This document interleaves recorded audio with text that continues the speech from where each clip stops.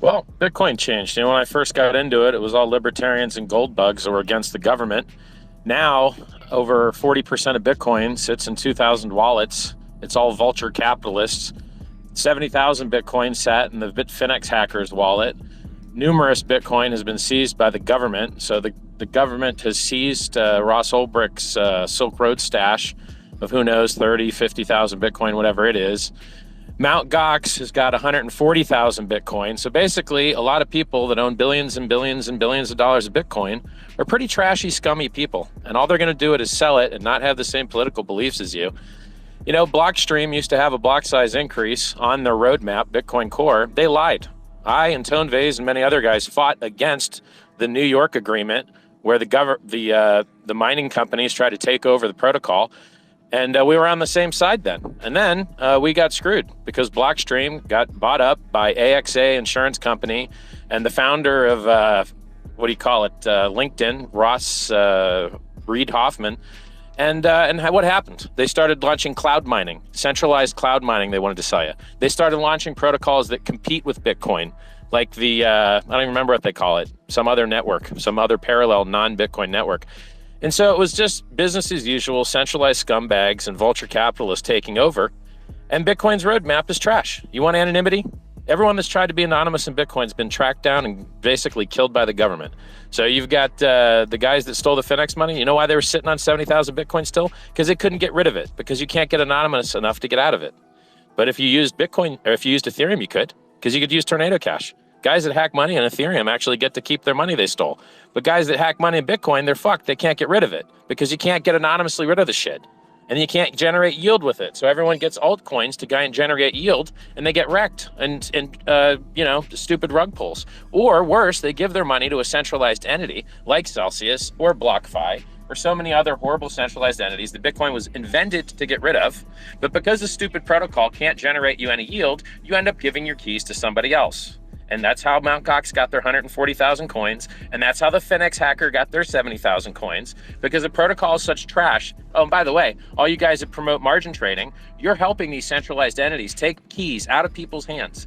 You're getting one guy on one side of the screen to pretend that he knows what's going to happen and take another guy's money. You got two guys on two different ends of the same screen trying to steal each other's money. And in the middle is the guy reaping all the rewards. Like the recently convicted or settled with the government BitMEX founders, those guys have got an insurance fund with, 30,000, 50,000 Bitcoin in it. And it's really just their money. It's their retirement fund. They don't have to use it for insurance. And how do they get their 30 or 50,000 Bitcoin? By everyone on YouTube promoting margin trading, telling you this fantasy that if you just learned a little bit more, you could go take other people's money from them. How honest and beautiful. And all it does is make the trading companies rich. The exact opposite. Those are the new banks. The new banks are the people that give you margin. The new banks are the exchanges. And actually, the new banks are the governments that have seized all these coins from the hackers and the criminals. And so what solves this? A lot of things solves this. Tornado Cash solves this. It gives you actual anonymity and privacy. You don't have to get wrecked by the government or lose all your privacy. If you're a business, you don't have to let everyone know what you pay all your customers. You don't have to let everyone know what you pay your employees. You don't have to let everyone know what you pay your suppliers, because you need actual privacy to function in the world, which is why it's a human right. And Bitcoin doesn't offer it. Bitcoin's also at the top of its S-curve. The richest man in the world already bought and dumped on your heads. Governments have already made it legal tender. Insurance companies have already bought it. Everyone already bought it. It's traded in the most liquid exchange in the history of the Chicago Mercantile Exchange, and hundreds of millions of dollars are traded every single day. And guess what? You're late. It's 13 years old. You're not an early adopter, which is why it's cheaper now than it was 5 years ago. You sat on your Bitcoin for 5 years at a loss. Piece of crap, garbage, trash asset that's the slowest, most expensive database in the world. When the blocks fill up, and by the way, I've waited 6 hours for a transaction, and you can't fix it. And there's no roadmap. They haven't added features in 5 years. And they've had two critical vulnerabilities where anyone could mint as many free coins as they wanted. And one time they did. Somebody minted 6 billion extra Bitcoin and they had to roll the chain back. And then a couple years ago, 3 years ago, a Bitcoin Cash developer, Bitcoin Cash, that thing down 98% versus Bitcoin, 99% actually. That thing, one of their developers found a critical vulnerability in Bitcoin that would have let anyone mint as many free coins as they wanted. They respectably and honorably and responsibly disclosed it instead of just minting as many free coins as they wanted. And then Blockstream lied and said it was a denial of service patch they were releasing. But really, it was a denial of service patch plus anyone could mint as many free coins as they want. And how many coins have had that problem? XLM had that problem. Ravencoin had that problem. Monero had that problem. AVAX had that problem. But you know what coin is not ever going to have that problem that all those other coins have had, including Bitcoin twice? Hex. Do you know why? Because it's a safe within a safe. Our consensus code is locked and isolated in a place where no one can ever possibly touch it, ever. But the Bitcoin code, it gets modified and changed all the time. Little tiny fixes they tried to do. They tried to make the latency on the network a little bit quicker that introduced that last bug. That last inflation bug that would have let anyone mint as many free coins as they wanted was introduced by a Bitcoin developer trying to make the network stack a little better because it's spaghetti code. And if you try and change one thing or improve one thing, it breaks everything because the consensus touches the wallet, touches the network. It's trash, and there's no written spec, which is why you don't get multiple implementations. No one wants to use them because they're not bit for bit bug compatible. So what you've got in Bitcoin is limp, weak gains. It dumps just as hard as everything else. Bitcoin dropped 75%, Ethereum dropped 85%, Hex dropped 95%. And when they go to get up, which one do you think is going to get up the hardest? Bitcoin's too heavy. It's the top of its S curve. If you buy it now, you're getting limp gains with the same drops. It's a risk on asset. And as long as inflation rates are increasing, Bitcoin price will continue to go down, along with the prices of almost everything else. You know, Hex went up 30x the last time Bitcoin died from 65K when I called the top on the day. And that top call has been in profit every single day for the last year and a half. Every single day for the last year and a half, except one, the Judas candle, the 69K, 6% higher high. They got all these guys telling you about technical analysis, long the top, and then wrecked and liquidated. 3 Arrows Capital, liquidated. Willy Woo, liquidated. Michael Saylor at a loss. Elon Musk, I think Tesla lost 9% on their Bitcoin play. All these losers are losing money left and right while I'm God mode giving away this information for free, handing out free coins. Hex was free for Bitcoiners. Pulse Chain is free for Ethereum people. I'm giving out free coins, free advice, living the dream. All these guys are losers compared to me. I don't know why you would ever listen to any of them.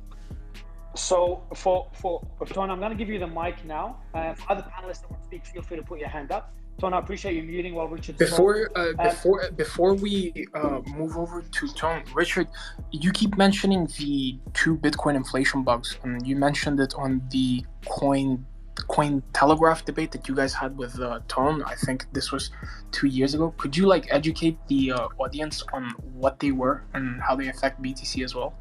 Yeah, sure. So the hardest part of a blockchain is just making sure that no one mints any extra free coins. That's the whole game. The whole reason blockchains are useful is because it's mathematically guaranteed supply increase. So all proof of work currencies inflate to secure their networks. Unfortunately, in the case of Bitcoin, the more popular it gets, the more value it gets, the more proof of waste you have to do to defend that value, the more the environment gets blown up. Now, 2/3 of that energy is renewable, but guess what? When you suck up all the renewable energy, then the guys, they just had to turn off all the mining in Texas because the grid was full. And then the Bitcoin guys are celebrating, hey, we turned our machines off. What good citizens we are. And you're like, bro, if you wouldn't have them on, you wouldn't have to turn them off. It's like having to borrow your lawnmower back from your neighbor. You lend your lawnmower to your neighbor and he's had it so long that now you have to beg him to get it back. And it's just the same thing with electricity, And if they would stop blowing up the environment, they would stop murdering the price. Because we know proof of stake systems work, or you'd see them getting hacked all the time. They never get hacked. The networks that have all these bugs that I'm telling you about were like Ravencoin, for instance. A hacker minted 10% of the Ravencoin supply at once from an inflation bug and dumped it on exchange. So proof of work systems are extremely buggy, and they're not buggy from the perspective that they need more hash rate. They're buggy from the perspective of software bugs. And software bugs are a function of attack surface. And the more spaghetti code you have, and the less modularity you have, and the less isolation you have, the more of these huge world-ending bugs you're going to get. So, when they minted 6 billion extra Bitcoin by accident in 2010, they just rolled the chain back and were like, oops, we'll just pretend it didn't happen. That guy that minted the 6 billion extra, we're just not going to give it to him. And that's what the Ethereum guys did back when Ethereum was big enough to just do whatever they wanted, or small enough to do whatever they wanted. Some guy ran a smart contract and jacked everybody for their money. They said code was law until someone actually used the code to take their money. And then they said, oops, code's not law. We're forking the chain. Haha. And then they rolled the chain back with a default vote. Like, if no one voted, it just defaulted to taking away the quote hacker's money. But is he really a hacker if he just did what the code let him do, right? And so like Bitcoin is the same thing. They have an inflation bug that lets some guy mint an extra 6 billion Bitcoin, but they're like, actually, we don't want you to have that 6 billion. We're going to take it back from you. And so when it happened 3 years ago, the guy that founded, the Bitcoin Cash guy, he could have just minted as many free Bitcoin as he wanted. That's it. He would just perform a transaction on the network that would have put an extra million Bitcoin into his wallet, or 10 million Bitcoin, or 100 million Bitcoin. Because basically they made a mistake when upgrading the network to try and make it faster, to make the networking stack faster, less latency. They introduced a bug that let anyone mint as many free Bitcoin as they wanted. Now, Ethereum's never had that bug. And Hex is less likely to have that bug than either Ethereum or Bitcoin, because our consensus code doesn't touch anything else. It's locked and isolated and modular. And so like, it's like, this is the bug that bites everybody. The only other kind of bug that bites everybody is 51% attacks, and they really only happen to proof of work coins that have quite small minority hash rate. And that's the reason ERC20s never have 51% attacks on them, but small minority coins do. Like, I don't remember some of these little small coins that have had these problems, but the long story short, every time you try to improve Bitcoin, there's a chance you break it and make it a lot worse every single time, because it's spaghetti code. And it's run by barely any guys. Peter Woolley, who's 80% of the commits to Bitcoin, just gave up his keys. He no longer can make commits on GitHub. He gave up his keys. Gavin Anderson, who Satoshi Nakamoto handed control to, abandoned the Bitcoin project as well. He works on Zero Cash stuff on side Ethereum. Bitcoin Jesus, he used to love Bitcoin. He left Bitcoin. I left Bitcoin. Everyone ends up leaving Bitcoin because Bitcoin doesn't care about you. It doesn't love you. And the second that the Bitcoin community sees that you're successful anywhere else, they will demonize you and make you the worst person in the world. Ask Trace Meyer, ask me, ask Gavin Anderson, ask Bitcoin Jesus, Roger Ver, ask any of us who are some of the most, powerful people in the space. We've all abandoned Bitcoin because Bitcoin abandoned us. When Bitcoin.org was hacked and a scam was on the homepage, did Satoshi come and do an emergency live stream to save Bitcoiners? No, but I did, because I care more than he does. And when's the last time Satoshi gave you free coins? I give you free coins. He doesn't. Satoshi's dead or a coward. Vitalik's on stage every day. Where's Satoshi? This is stupid. Money is supposed to be a commodity. It's not supposed to care about you. It doesn't have consciousness. It's an unconscious commodity. It's not supposed to be biased. It's supposed to be neutral money. That is the precise problem with Hex, and that is why Bitcoin is better than Hex. It's unbiased, neutral money.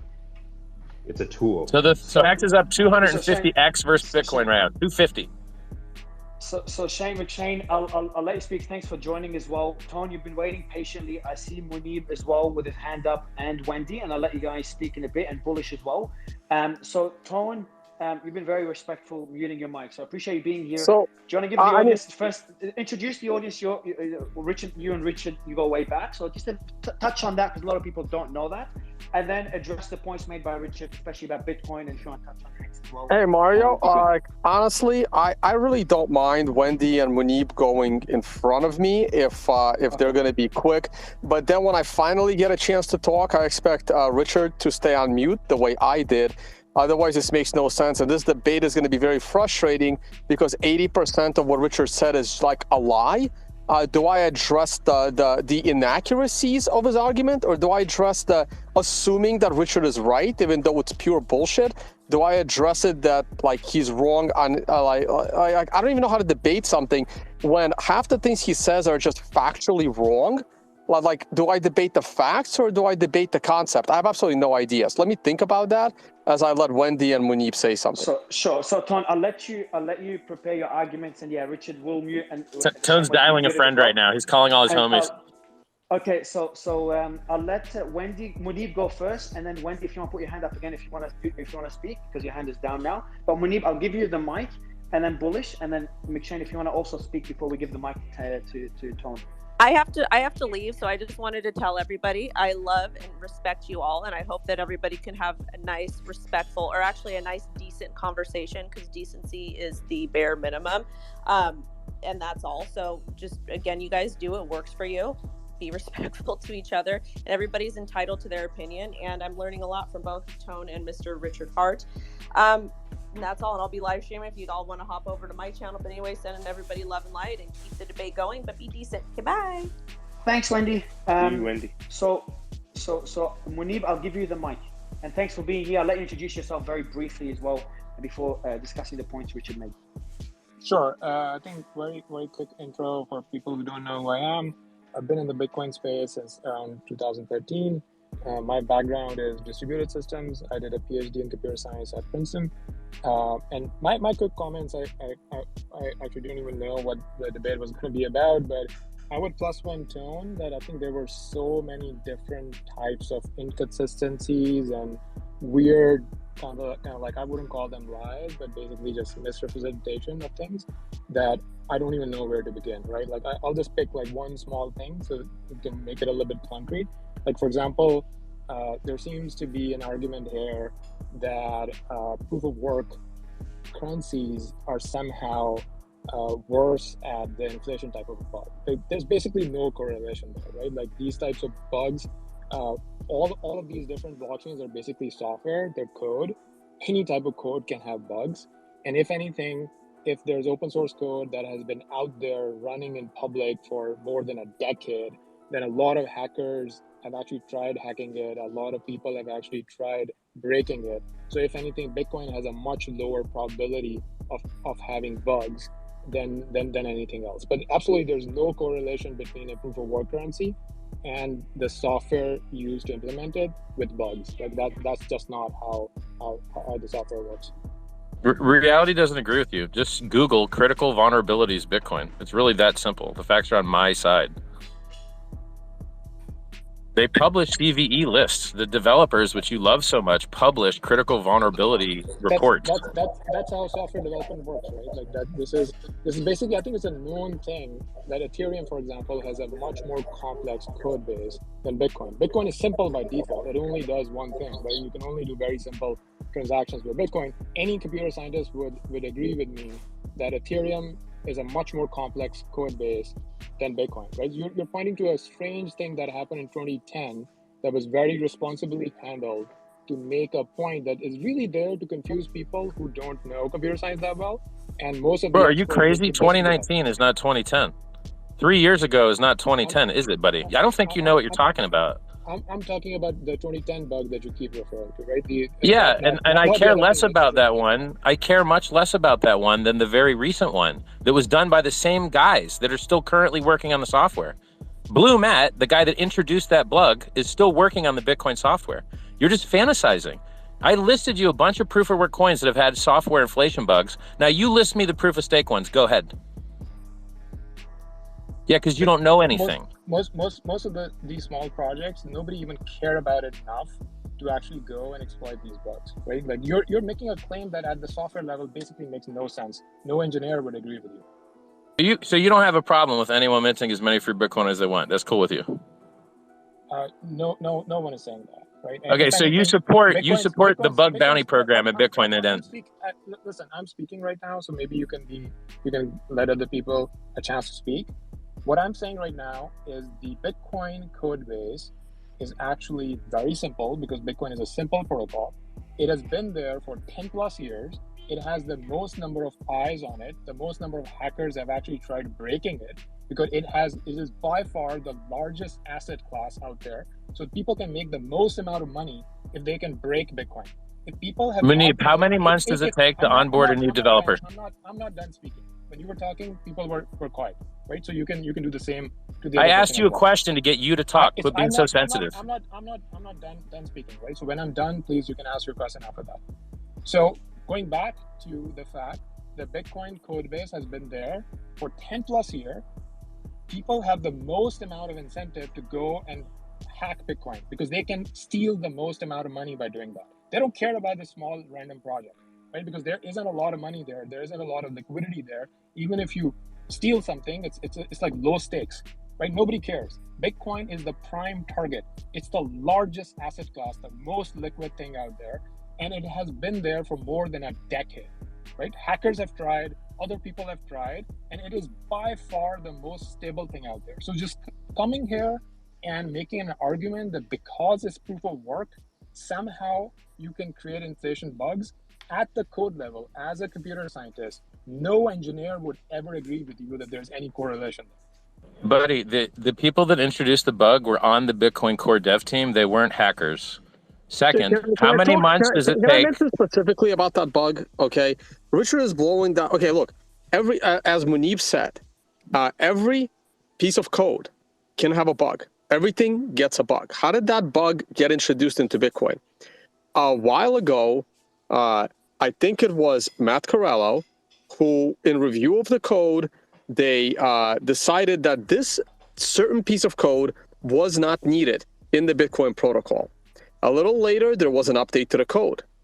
No problem. A little later, there was an update to that update that needed a dependency on what was added prior. No problem. After that, there was another addition to the code that added that now needed those two dependencies. And then later on, something else got added that needed those things, but also needed the thing that happened to be removed. So there's two things there. First of all, this bug was never exploited, and it would have been so theoretical to exploit it. The problem that the Bitcoin network faces, because Bitcoin network doesn't have a single godlike leader, unlike some other chains, including Hex, because Bitcoin is this decentralized protocol, there is no one to speak for Bitcoin. No one speaks for the internet itself. About 6 years ago, there was a very critical bug in the internet protocol, the whole internet. The entire internet was in jeopardy. Very few internet developers, the TCP/IP layer developers, they all got together in secret, and they knew this bug existed, and they had to fix it before the entire internet could have been exploited. Everything, every single website, every single thing. They fixed it. You can Google this, by the way. I think it was about a decade ago, maybe less, maybe like 7 years ago. They fixed it in secret because very few people knew it was there. And they basically saved the entire internet from being taken down. These things happen. The same thing was happened there in Bitcoin. There was this small theoretical bug that someone could have potentially exploited, that the miners would have probably rejected, and nodes would have probably rejected those coins, the way it happened in 2010.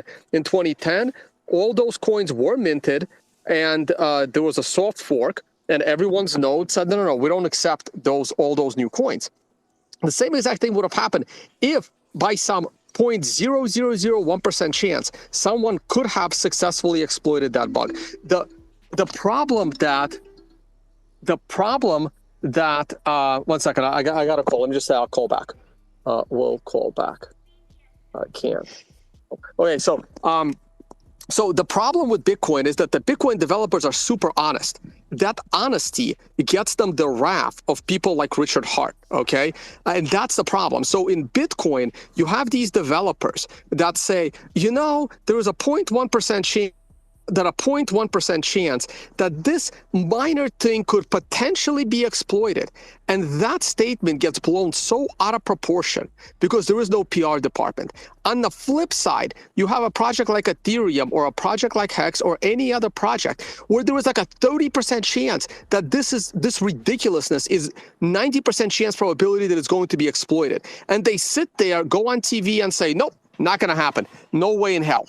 Okay, so they make these bold claims, and that's why there are 5,000 of these shitcoins. No one cares about them. And then when they blow up, they just say, oh, it was a science experiment, no big deal.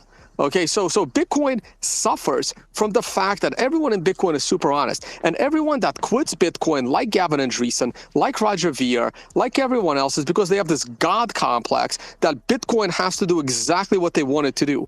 And when this protocol, goes in its own direction, they throw up their hands and print their own money. This is continuing to happen all the time. And that's why these people lose all respect from the Bitcoin community. Well, look, man, I think something like 3% of all Bitcoin holders claimed their free Hex, literally provably on chain. Second, regarding miners rolling back the hack transaction, all you have to do is cut the miners in on the fraud. So if you give the miners 5 or 10%, you get to keep all of it. They're not going to roll it back on you. Third, I think it's funny that guys that have had 2 mint as many as you want bugs and a long list of other critical vulnerabilities, I might add, whereas Ethereum has had none. And like, you have no anonymity in Bitcoin, you have anonymity in Ethereum. You have slow transactions in Bitcoin, you have fast transactions in Ethereum. You have NFTs, wrong. and it's like, these are not true. No, tell me, wrong. educate me, I'm listening. Tell me you're going to tell me more than it's just wrong. Like, tell me. It's Ethereum is a centralized security. Like, the vulnerability is the project itself. Like, you're at But Shane, risk your audio is super low, bro. Can you speak like closer to the mic? Because I don't think the audience can hear you. I actually hear him okay. Yeah, Doug. You used to be able to get 2,000 Ethereum for 1 Bitcoin. Now you can get like 500 maybe, or 50 or something. Okay, I don't know, dude. Seems like Ethereum did pretty good. Sarah. Like, your strategy of arguing is so interesting. Like, it's so frustratingly false and misleading. Yeah, but use your words, buddy. Use your words. You got the mic. Tell me. Give me details so I can crush you. I can give you the details. I think Ethereum has had a lot more chain splits, which are a critical consensus problem, than Bitcoin. Like, you can go look it up and let's dive into it. So why is Ethereum having more chain splits than Bitcoin? Usually because they did the stupid thing of multiple clients, which I don't actually like. Ethereum has proved that if there is a big exploit and you actually steal a bunch of Ethereum, the centralized Ethereum Foundation will just roll it back. False, because Polkadot proved that's not true. That used to be true years ago, but Polkadot lost 150 million worth and no one bailed him out. And the guy that founded that project wrote Solidity. The guy that founded that project wrote the Ethereum software itself. So if they were going to ever bail anyone out ever again, they would have bailed out What's the Polkadot. What's the market cap of Ethereum? It's usually, I think, like a third of Bitcoin. Which is what? Well, I mean, I don't know, 250 billion maybe? Right. So what's 150 million? It's nothing. Well, I mean, I don't know, man. The guy founded it, right? He's an insider. It'd be easy to just do the same thing they did last time, but I don't think they're going to do it. He was an insider, but then he quit to print his own money, like every other insider of Ethereum except Vitalik. I just don't think they can roll back the chain, bro. I think it's too wide now. I think there's too many people. But I think rolling back the chain is a separate issue, right? The discussion here was that which code base is more complex and can have more you're bugs. totally wrong about that. It takes 9 months to on-ramp a new Bitcoin Core developer as per the Bitcoin Core guys themselves, which means it's extremely complex code, and you just don't know what you're talking about. It's because you have to make sure you don't do something stupid. So you want to learn the whole code base. Like in Ethereum, you can just go and start programming right now. No one cares. I think maybe there's one guy on this call who actually knows about software, and it's me. So I don't know why you trader guys think you know so much. You don't. So go ahead, Vitalik himself admits that Ethereum base layer and code base is more complex than Bitcoin, but Richard here knows. Hey, how much Bitcoin consensus has a $250,000 bug bounty program for Ethereum? How much is the Bitcoin Core bug bounty program? Well, Bitcoin. Where is the money? Okay, Richard. Where is the money? Where is the money coming from? Right. It's great when you have people printing their own money, like yourself, have all this money to pay other people. Chain Code Labs could pay it. They pay all the devs already. Where do they get the money? Chain Code Labs is doing all your dev for free already anyway. They could also have a bug bounty program. Why don't you crowdfund it? You could get 250K, dude. Go do it. Make Bitcoin better. All right. Are people noticing that Richard switches topic every time he's wrong on something? Like he first tried. You mean every time I'm right? He first tried saying that Bitcoin can have more bugs, and when I started talking about chain splits, he forgot about it. Started talking about something else, right? Then how is talking about a bug bounty program not relevant to bugs? Then we were talking about like, hey, is Ethereum code more complex? I brought up that Vitalik himself admits that Ethereum code is more complex, right? He didn't answer that. He started talking about something else. I think Ethereum's code is more complex, but that doesn't make it less secure. It just makes it a different failure mode. Not all complexity leads to the same type of failure. Listen, not all types of complexity lead to the same form of failure. You could say that Hex is more complicated than Ethereum because it's built on top of Ethereum, but that complication makes it less likely to have an inflation bug. Okay, so not all complexity is anti-security. How can that be a true statement? That makes no sense at all. Bro, it's like putting a safe in a safe. 0 sense to an engineer. It makes 0 sense to an engineer. It's basically this type of language only speaks to people who don't understand code and computer science. Just relax. I'm going to explain it to you in a way you understand, okay? If you have a safe and you put another safe inside it, that's more secure, right? And this is logic for two safes is more secure than one safe, right? So when you take a part of the code that's really important to you and you make it isolated and locked so that no one can ever edit it, it's more secure. That is a lie. That is impossible to do. Well, like, no, it's not. That's by definition what a smart contract without admin keys is. No one believes you that you don't have admin keys to everything in Hex. No one in the world believes you except people that only listen to your bullshit on it. I would add this also isn't about Hex. Hex is worth 4 cents. No one gives a fuck Guys, about every Hex. ERC20 without admin keys has the same security property. It has nothing to do with Hex. It just happens to be that if you take your consensus code and lock it in a smart contract and it doesn't have admin keys, then it is more secure than Ethereum itself from an inflation bug perspective. And it is more secure than Bitcoin itself from an inflation bug perspective, because both Bitcoin and Ethereum do not have their consensus code for counting how many coins exist locked and isolated, which, by the way, is why it's so hard to actually figure out what the Ethereum supply is. Sorry, you have to run actual code. Bitcoin, which is secure through decentralization, something that Hex and Ethereum both lack. That decentralization secures you from 51% attacks. It does not secure you from bugs, which is the majority of the consensus failures in proof of work networks. They're bugs, which is why if you cared about security, you would have a bug bounty program and pay auditors like I pay auditors. I've spent more money on auditors for my code than Bitcoin spent for their code. That's because you're printing money. Yeah, you've also rugged more people than anyone. Yeah, I'm up 250x versus Bitcoin from January 5th of 2020. SMD, please.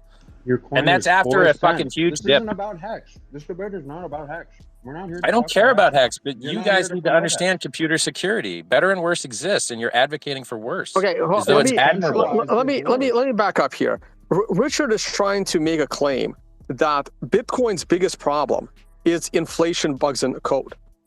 For me, this is not a concern at all, because if there is one of these bugs that is exploited, which is very unlikely, my node would reject those coins. And this is why it's important to run your own node, something you can't actually do on Ethereum or anything built on top of Ethereum. So if Richard's code has an inflation bug, which he claims it can't, but Munib, the computer science PhD, and myself, who have a background in computer science, I have a financial engineering degree, and I did code on Wall Street, we're saying that he can still have an inflation bug. That's a computer science debate. But if he was to have some kind of a code failure, there are no nodes to reject it. He runs the only node. So he can either roll back the chain or there's anybody can do about it. So either his system is actually decentralized in a way that it dies the moment there is a bug, or his system is not decentralized at all and he can save it. In Bitcoin, guys, haven't you noticed that ERC20s are like extremely reliable? Like barely anyone ever has problems with bog standard ERC20s because they work really good. There's a reason for that. That's because Ethereum turned off Turing completeness after the DAO hack. No, they didn't. What are you talking about? You still have Turing complexity. It's an EVM. It's a virtual machine. You can do add, subtract, divide, multiply. You can do whatever you want. Congratulations. You can do 5th grade math. No, but you can do options. You can do time deposits. You can do peer-to-peer trading with no middlemen, which Bitcoin can't. You can do stable coins. You can do algorithmic stable coins. Bitcoin can run a node, which is the only thing that matters in a blockchain, is whether you can run a node. I can reject coins from an inflation bug. No, but you never will, and that's not true, because you run the code that the core devs give you, and you don't compile it yourself, and you don't verify that it doesn't send your keys off to them, and you wouldn't know where to look for that underhanded C++ code if they put it in there, which is why you can look up underhanded C as a contest where people compete to inject malicious bugs into otherwise very clean-looking C code, and very, very hard is it to get up to speed with C++, which is what Bitcoin Core runs. The Bitcoin DEXE is C++ code. You're going to do by default whatever the dev shoved down your throat because you as a non-dev don't have a choice. Your node is never going to do anything different from anyone else's node ever. Richard is making the... Yeah, okay, one last point. I'll give you the floor. Richard is making the claim that the most open code base with some of the most honest, articulate developers that have been super public about everything, that have a history of coding projects to protect people's privacy and like basically have very anti-government, tyrannical mental views on that whole situation. That this group of developers is somehow more malicious than one or two developers you've never even heard of, who you don't even know their names, in all these other crypto projects, who may or may not be working for the government, who may or may not have been infiltrated to the government, who are coding like, and no one is even checking their shit. He's saying that those developers are to be trusted more than the group of Bitcoin Core. Good luck with that argument. I don't think the Bitcoin guys are malicious at all. I don't think they're malicious at all. I think it's just spaghetti code and hard to work with. C++ is hard to work with. Bitcoin's hard to work with. That's why it takes 9 months before you can even start to make your first commit at Blockstream. Go watch the interviews. I don't understand you guys. You say Bitcoin's simple, and then I prove it's not, and you get mad. I say bug bounty programs are good, and Ethereum has one, and then you're just like, centralized. No, just go raise some money and have a fucking bounty program. Richard, you're also talking about how easy it is to stick a bug into Bitcoin, and then you're talking about how hard it is to add code into Bitcoin. It's very hard to not stick a bug. You just said it yourself using your own words that it takes a long time to on-ramp a new dev because you want to make sure he doesn't screw something up. You and I agree with this. You and I agree with software is hard and that you should have really smart people doing it. And you gave a weird straw man where you accused me of accusing the devs of being evil. I don't think they're evil at all. I think everyone that writes open source software is a very nice person. They could go make more money in the private sector. I think open source devs are amazing. You know who's still writing open source software? Vitalik. Me. Satoshi's not, and half the Bitcoin Core devs are leaving. Like Peter Boulay just dropped his access. Gavin left. I mean, they're leaving left and right. It's a tragedy of the commons. Like you guys are, the reason you'll, like, where's the anonymity in Bitcoin? And you want anonymity and I want anonymity and we agree on this point, and it'd be great if they actually added it. Where is it? It's been 13 years. The roadmap is pitiful, man. And you're going to say, next thing you're going to say is, that makes Bitcoin better. It makes Bitcoin better that it can't make, there you go. I beat you to it. It's better that Bitcoin can't add anything because it makes it more secure, even though it has a giant list of critical vulnerabilities. What makes Bitcoin secure is the fact that you can't just add random shit. All right, Munib, go for it. No, yeah, I think I want to make 2 points here. The first point is that this idea of the security of Bitcoin, like there, at the end of the day, there's always a social consensus there, right? And how decentralized an ecosystem or blockchain is falls back to the social consensus. And in Bitcoin, you do have the most grassroots, die-hard people who believe in decentralization. And so changing the 21 million Bitcoin cap is basically unthinkable, just from the fact that people's Richard, I'll let you, just quickly, Richard, I'll let you mute so we can hear Munib. Just if you don't mind muting, Richard, there's background noise. Bro, my mic has been off forever. I don't know what you're talking about. Oh, I heard Drain. Okay, now I think it was someone else. Oh. Yeah, I think it's someone else. Raining. It's raining in the background for me. Maybe that's what you're hearing. Oh, okay, cool. My bad. I see Munib constantly transmitting, but not like Munib's got mic indicator always. Right, go ahead, Munib. Yeah, so I think the first thing is the social consensus layer, which is what Tone was talking about. I think super important. The second thing is I believe Richard's main argument is that somehow publishing a smart contract and then throwing away the keys is more secure than the type of code that Bitcoin has. I think the counter fact to that is like smart contracts upgrade all the time. You have Uniswap V1, you have Uniswap V2, you have Uniswap V3. The same people can publish a new contract and just tell everybody, hey, here's the new contract code that you have to follow. And people do this all the time. Yeah, but that's a superior security model that was actually very innovative and the same one that I came up with. Everyone that makes a smart contract could include admin keys and introduce middleman security, beg some other guy not to do something evil. The right way to do security is to make the individuals upgrade their node and use social consensus to choose what the safe thing is. Uniswap V1 chose not to have their keys and make everyone else go through the hard work of moving all their liquidity manually and all their trading manually to a new system. It's a superior security model. So not having admin keys is what crypto was designed around, and having to force everyone to do that work to verify that they're on the real thing is the most secure thing you can have, which is, by the way, those systems have operated perfectly flawlessly for years. Bitcoin hasn't. Bitcoin has had, I don't understand why you guys are so mad at reality. Your devs on your team injected a bug, and now you're yelling at me like it's my fault. Your devs on your team injected a bug. It's your problem. What people are pushing back on is the misrepresentation that somehow there was some big problem with Bitcoin, right? There's big problems all the time, but you guys just don't read the CVE reports.